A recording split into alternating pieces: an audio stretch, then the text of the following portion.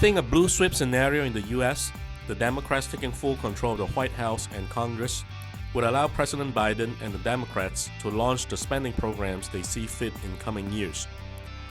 We expect more relief spending to be passed to battle COVID-19. Besides the $1.9 trillion American Rescue Plan, another $7 trillion worth of spending on various programs such as green energy and infrastructure have also become much more likely to be passed. Although the new Congress may raise corporate taxes to help fund part of this spending, it is projected that on a net basis, U.S. fiscal deficit is still likely to widen nonetheless. Under such scenario, we expect the U.S. twin deficit problem to deteriorate, undermining the strength of the U.S. dollar further despite its recent resilience.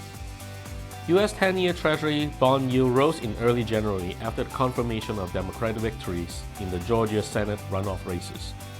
The move could have reflected expectations for increased Treasury bond issuance, but some argue that it reflects market expectation of stronger growth, high inflation, and earlier than expected tapering by the Fed. We think it remains too early to speculate on an earlier than expected exit by the Fed from its ultra-loose monetary policy. Firstly, the Fed's latest guidance on quantitative easing has tied the central bank's action to achieving substantial further progress on its dual mandates, which are maximum employment and price stability. On employment, the Fed sees the U.S. employment remains near the worst level of the post-World War II recessions. The Fed thinks that U.S. economic outlook remains uncertain, contingent upon the future development of the pandemic. On price stability, the Fed's current forecast suggests inflation to average 1.8% in 2021, 1.9% in 2022, and holding at 2% through the end of 2023 and beyond. The Fed does not foresee inflation staying substantially above 2% in the coming years to prompt it to tighten.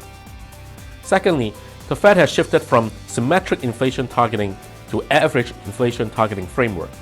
The new framework suggests the Fed will let inflation run higher and longer than its previous targeted level before taking action.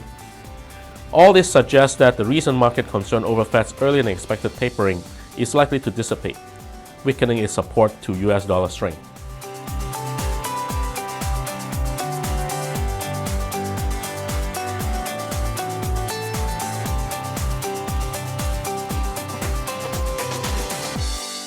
Allianz Global Investors.